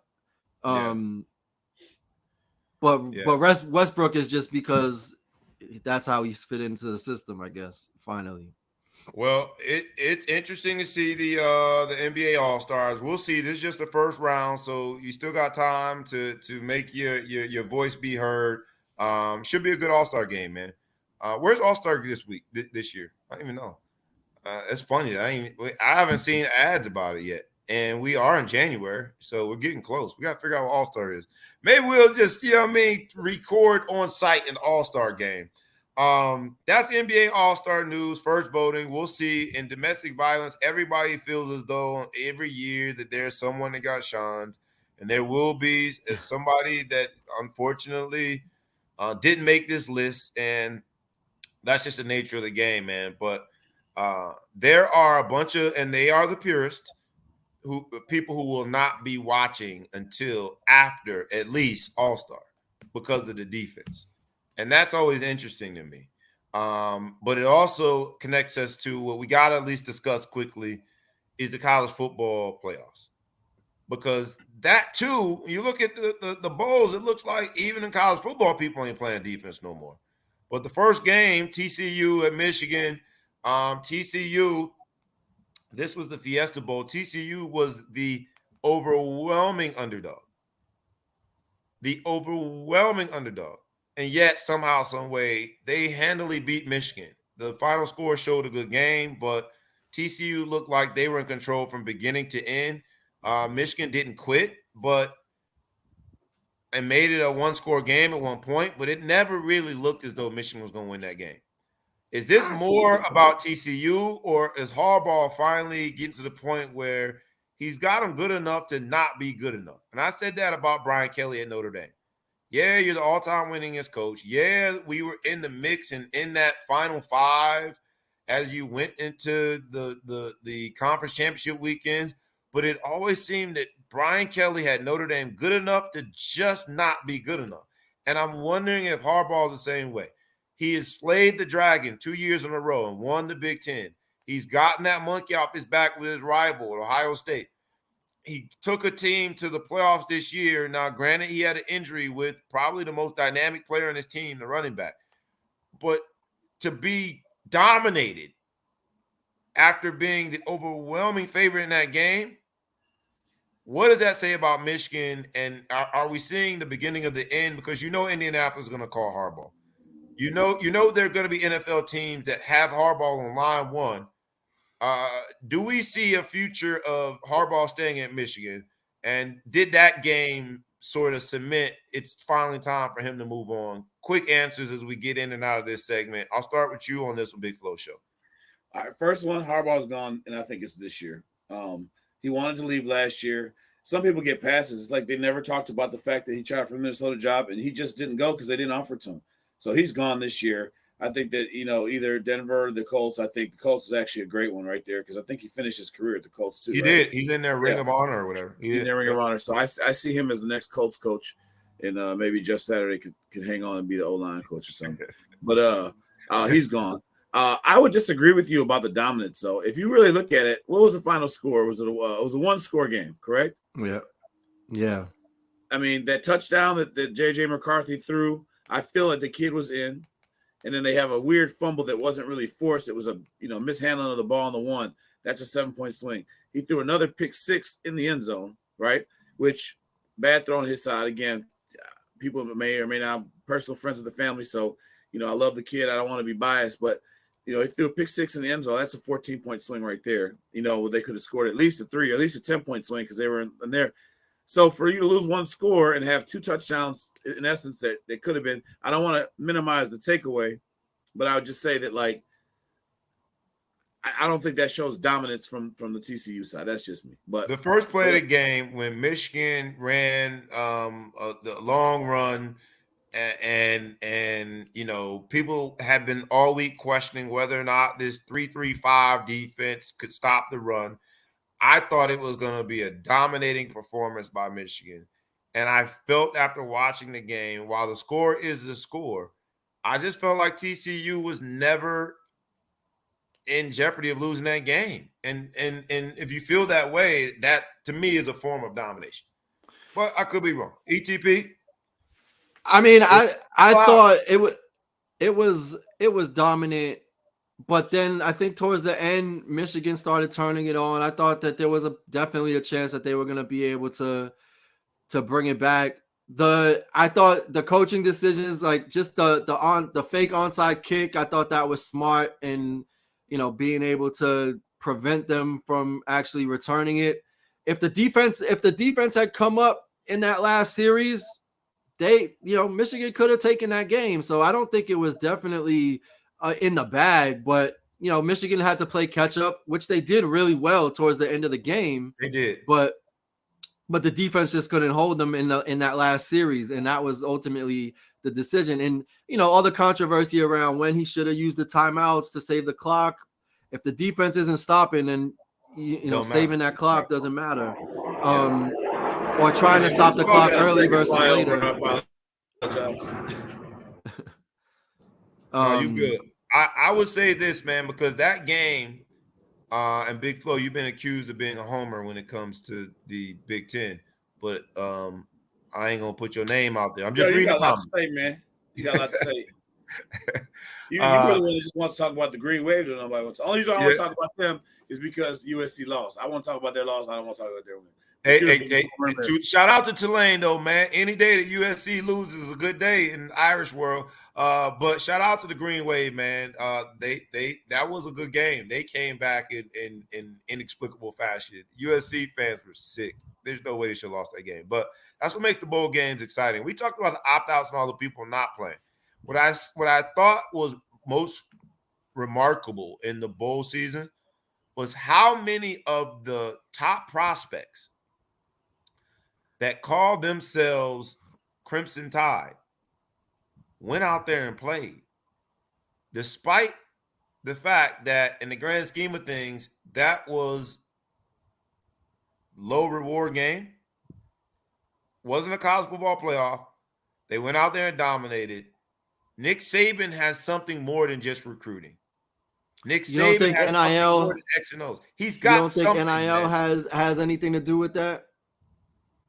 Not this year. I think ultimately NIL will. And we talked about whether or not an NIL contract could put a stipulation on it such that the player has to play, because from an NIL standpoint, that is your most prominent platform in bowl season. But I haven't heard of any NIL agreements that have that stipulation therein. Well, it doesn't have to be a stipulation. I mean, it can be a conversation with your marketing manager, your agent, to say, look, this is a marketing opportunity. You got these NIL deals, or hey, they're offering you some other, incremental opportunity at the bowl game. Like, there's just, I guess for me, it's like there's no reason, especially for top prospects, like opt out. Like, why risk injury? Just opt out, because we've seen that happen. Some people do it for the love of the game, man. I think that there were two people out there, specifically a defensive end and a quarterback, that will hear their names called very early, that went out there and played their ass off. And it looked like, again, I'm just another person with his butt on a couch watching from a remote location, but it looked like they went and played because they love the game of football. Well, I guess where I'm coming from is the player always wants to play, right? Like, I don't even have to ask the two of you this question. Like, when it was your choice whether to play or not play, like, what did you choose? You chose to play, right? Like, absolutely. The player wants to play. All I'm saying is the reasons why the players opt out generally is because the agents or the family or other people in their business team is like, listen, business risk, this is the best business decision. Don't play for these reasons. But if you leave it up to the player is going to play, right? So if the balance is, well, risk injury, but also like you're getting this NIL money, and there's this, like, even if it just balances out to zero, most likely 98% of the time, the player is going to be like, I want to play. And I'm also pissed that I'm not in the college football playoffs. So let's go prove to them that we should be in there. And Alabama did that. But after the first game in the playoffs, the semifinals, it looked like a classic, or potentially instant classic, because all that was at stake. And yes, Michigan did make a formidable comeback and make a game out of it. Then we have a classic that was more classic than that classic. Ohio State, also a very, very big underdog, came out, took off the gloves, and punched Georgia right in the mouth for 3.5 quarters. And Georgia, being the champion that they are, being the best of the SEC, being a proud team, and being under the care of Coach Smart, who I just think is a damn good young coach, never gave up. Their backs were on the wall. They were in the corner. They never gave up. That timeout before the 4th and 1 that Ohio State had every intention and had perfectly executed the fake, that timeout, he was just like, they were unbalanced. It was a look we had seen, something I didn't like, is the intuition to be able to make that, call that timeout in that moment and be like, the hell with wasting the timeout. Something ain't right. I think was, to me, the telltale sign that Georgia was going to win. But still, Ohio State kept fighting. Georgia kept fighting back. And we saw, I think, the most epic college football semifinal to date. What a freaking game. What a freaking game. And it was essentially a home game for Georgia. It's the Peach Bowl. Couldn't be more home than that, other than playing in their stadium. I think those are two great games. It's funny we talk about opt-outs. There's a couple opt-outs for Ohio State, I believe. I'm not sure if it was injury related, but I know one of the receivers decided he wasn't playing. He could have been. Yeah. I mean, and that's where it gets crazy. Like, man, that's one thing to opt out, but to opt out of a playoff game, I think is kind of weak. You know, like, you got a chance to go there and win something for your school and your boys. And most of these guys who are opting out, you would think, got some decent NIL money. They have a Lloyd's of London contract and does whatever. I'm not going to fault anybody at the end of the day, but I don't know. That's tough, man. You know what I mean? You're going into this bowl game that means something. These meaningless bowl games after what happened to what's his name? Jalen Smith, was it? Oh, yeah, James Smith from Notre Dame. Yep. James Smith. That was a Fiesta Bowl. Yep. Fiesta Bowl, which again was a good bowl game, but not, wasn't a playoff. And just kind of a fluke. Guy pushes him and he hurts his knee. And ultimately he played, but he wasn't the guy he could have been in the NFL had it not happened. So I get it. And I don't, I would kind of disagree with you a little bit on that, ETP. I think these guys are kind of growing. There's a growing resentment for college football because they're realizing all this money's coming in. You see, the Big Ten just got $100 million per school from 56 with no added expenses coming in a year from now. And I think a lot of these players are saying, F this. You know what I mean? I'm not sitting here and putting my life on the line for you for a bowl game. I don't care to entertain. I'm not getting anything out of this. Yeah, and I think back to how we started the show with Damar Hamlin. Any play could lead you to somewhere that you didn't think was possible. And someone, and again, we ask you guys to continue to do it. And they're talking about Njigba. He was hurt. He got hurt in the ND game, but I thought that I read that from a health perspective, he was healthy enough to play. And so it was still a decision that, yes, you got a lot of NFL money forthcoming, and not just him. And there were several players, but that I also understand the decision. That's a tough spot to be in. But what a freaking round of semifinals. I'm looking forward to Monday night. Who do you think wins? TCU, Georgia. I'll start with you on this one, ETP. Who you got winning it all? I'm never changing my mind, Georgia. And I'm surprised. I mean, I give it to Ohio State for even making it close, and they could have gotten Georgia out of there. But I'm not going to turn, Georgia's got it locked in. Big Flow Show. You know what? I'm going to go TCU. At this point, I think that TCU is, because of the one game against Kansas State, which I think most people, if they're being honest, that's the only game they ever watched TCU play this year. I think they got slept on. I think their quarterback is game. I think their defense is good. Their defense is great. Right. They make big plays. I'm going to go TCU. I was thinking, because when I watched them play, I gotta be honest with you. I didn't know, and you're right. I'm one of those people that only had seen the Kansas State game, and I look at the Big 12 sometimes and the scores, and I roll my eyes. I just don't like any football that doesn't consist of some defense. And in this episode of domestic violence, I think that the defensive teams that add violence to their game plan have a way of changing what you do on offense.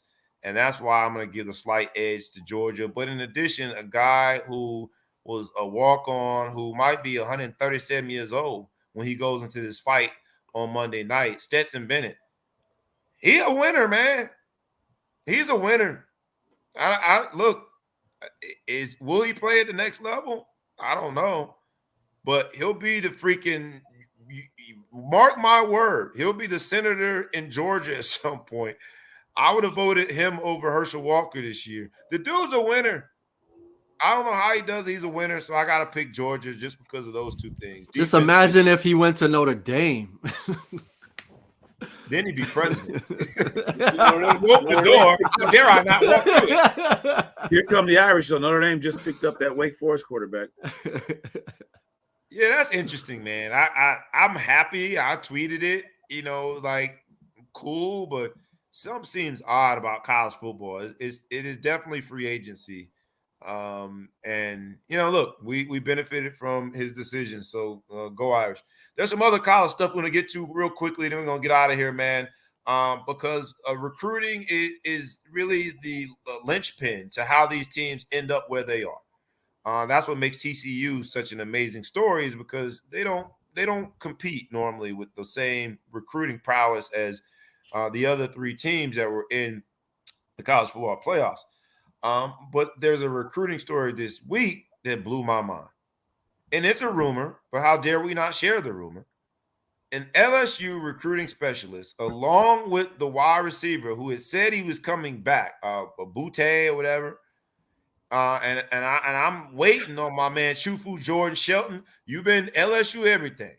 You've been going with the Saints and the Pelicans. You're trying to change the subject. Now you want to get back into talking about what in the world is going on at LSU if some recruiting specialist, if reported, is running a train. And by that, we don't mean Amtrak. We mean some what they call that behavior?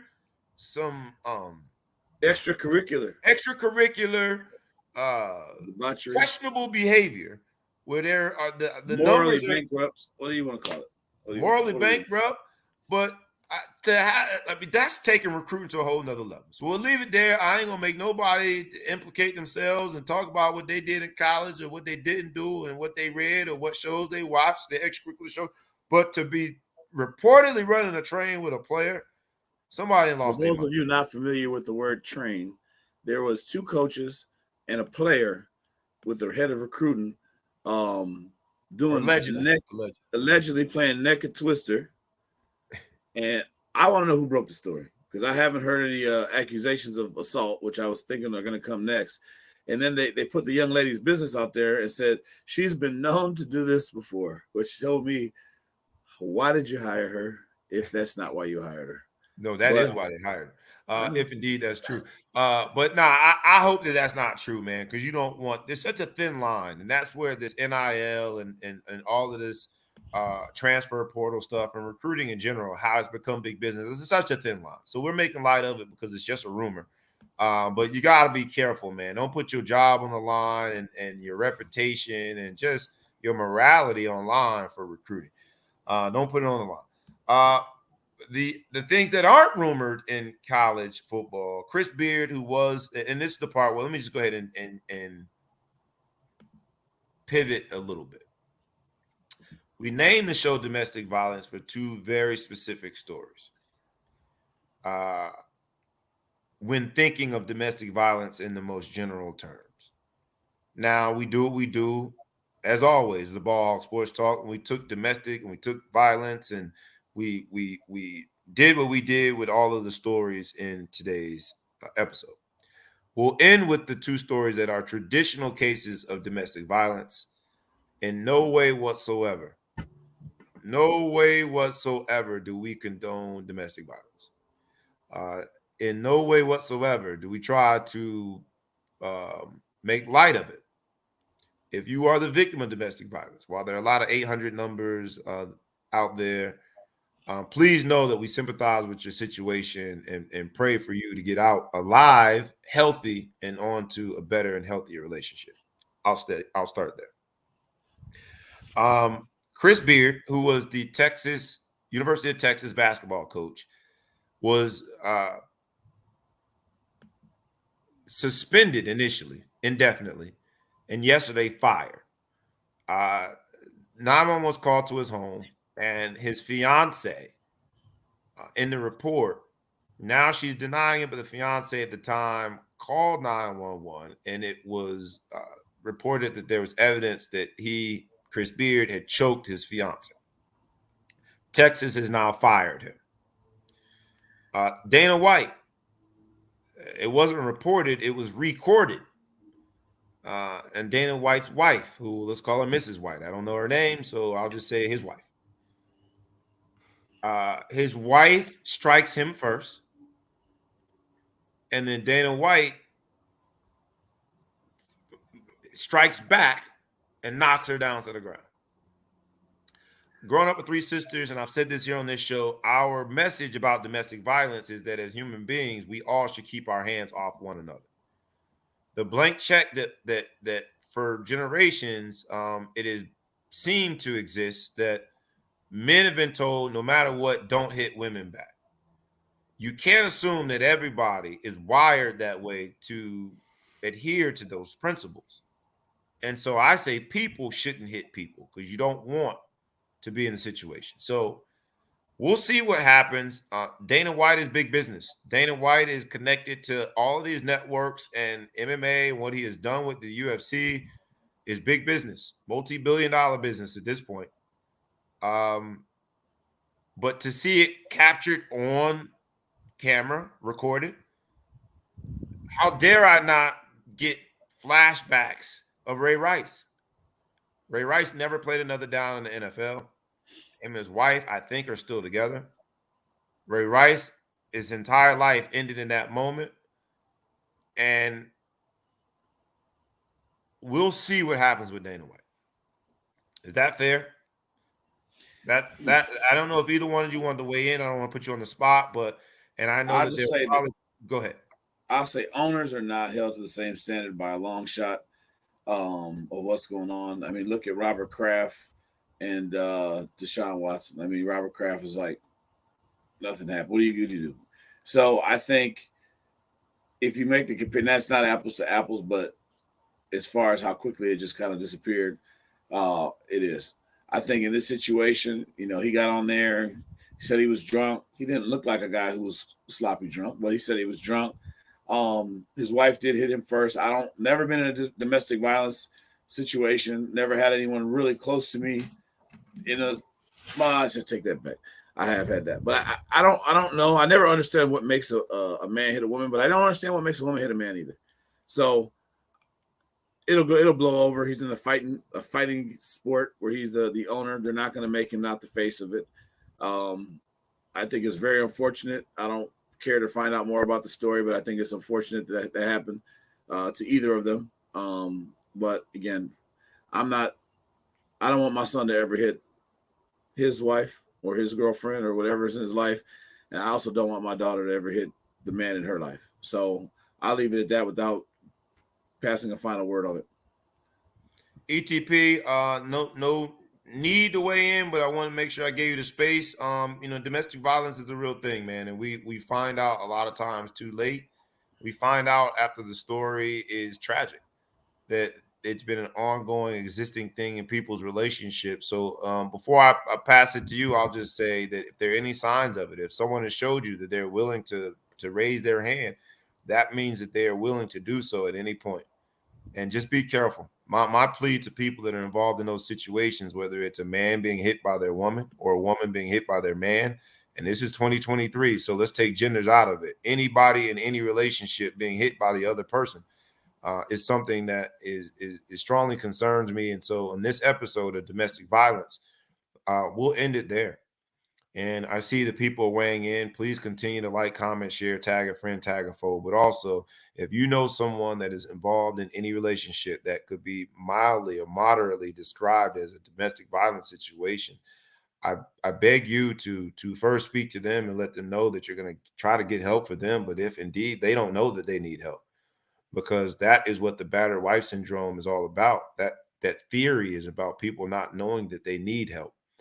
Let's make sure that we help them. The signs are often there and the excuses are rampant. I ran into a wall or I got hit by a door. But the truth of the matter is that people have lost their lives because they were in the wrong relationship with the wrong person and accepting the wrong practices of abuse. And to lose anyone in that situation, it's so preventable. It's tragic. So in this episode of domestic violence, we end with that. We encourage everyone to encourage others along with themselves to be involved in healthy relationships. Do what you need to do to thrive in that healthy relationship. And when it seems unhealthy, it might mean it's time to go. We'll end it there. Like we ask you every week, humbly, please like, comment, share, tag a friend, tag a foe, tag anyone that you know, and please subscribe to both our YouTube channel and to our podcast. We had the whole crew in the building today. We had our man, the Big Flow Show. He wasn't coming from the Middle Coast, coming from a sunny place in the world, but he was in the building and made the sacrifice. With our man ETP, Els, the producer. The crew is in the building. We make the sacrifice on a weekly basis every Friday. It is the Ball Hall Sports Talk, where sports, business, and entertainment collide. We do it one way and one way only, rough, rugged, and raw. I am your boy, B. Brown, ESQ, a.k.a. the Ball Hall, a.k.a. the Mouth of South, a.k.a. Mr. Excessive Celebration, a.k.a. Brazy. This has been the domestic violence episode of the Ball Hall Sports Talk. Have a great week, the first Friday of 2023. Go claim your dreams and go work to make sure that they become a reality. Because with that, we is out. Peace.